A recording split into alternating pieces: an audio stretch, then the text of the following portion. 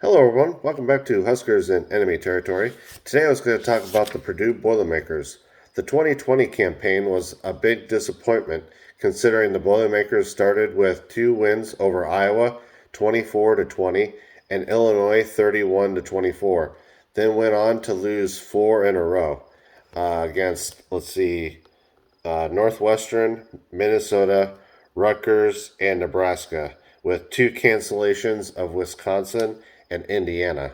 So, with that being said, will the 2020 campaign be closer to the first two games where Purdue was able to win against two rivals, or will they look more like the team that lost four games straight?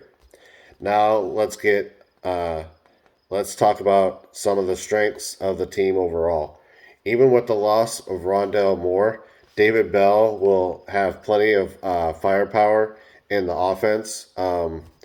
He did pretty well against a lot of the Big Ten teams, so you have to think that with his junior year, with his third year in this offense, he's going to be able to do a lot of good things. Um, Also, George Karlaftis, hopefully I didn't butcher that too much, definitely has potential to be a future pro and will set the tone for the defense overall.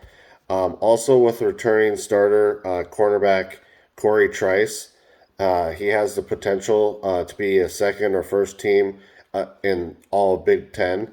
So you'll have to consider that at least one side of the field for the Purdue Boilermakers on defense will be pretty good. Now, if you're enjoying the content, consider a like and comment. How do you feel the 2021 season will go for the Purdue Boilermakers? Will they have a winning record overall, or will they kind of fizz out and go like, I don't know, sub 500? Now back to some of the weaknesses of the team overall. Uh, the offensive line remains a question mark for the team overall, especially considering they're only returning two starters from the previous year. Purdue will definitely have to address the fact that overall they have the worst rushing attack in the Big Ten. With that being said, you'd hope that with those two starters coming back, and a sophomore, two sophomores, and a senior, actually two seniors, that the rushing attack should be able to get them at least, I don't know, out of the bottom of the Big Ten, you know. So it'll be interesting to see how they do with that overall, this upcoming year. But now let's get to record predictions. For overall, I believe that their ceiling is 6-6. I was thinking wins over Oklahoma, or not Oklahoma, Oregon State, Cincinnati, Illinois, possibly, Michigan State or Northwestern. I think that's six. And then obviously all the rest will be losses. But I think the floor for them will probably be four wins and eight losses. Now let's kind of transition to the fans' perspective. Now on Twitter, where I get my fans' perspective, the person that wanted to contribute to the video, he wanted to be anonymous. So I'm just going to read off from what he said. Purdue was better than the record indicated last year between injuries, Diaco's, sorry, I'm messing that up, insanity, and the team kind of falling apart with all the COVID testing and stuff that affected the team quite a bit. Let's see. Some key injuries. Oops. Some key injuries didn't help either. Still lost four games by like 17 points or combined or something like that, including a stolen win by his opinion against the refs in Minneapolis. Anyways, to the team, the quarterback is okay. Return 2 starters. They will look good due to the system. Plummer can take a step forward, I think. The offense could be elite. Running back solid top two. Absolutely zero proven depth, though. Neither will woo you, but they'll be good enough. Xander is a beast. Wide receiver room in the Big Ten stands OSU. I don't know, maybe close to the OSU potential, maybe. It says shouldn't feel the loss of Rondale, mostly because he hasn't played in the last 2 years. David Bell is a stud. O-line shouldn't be a downfall to the offense like last year.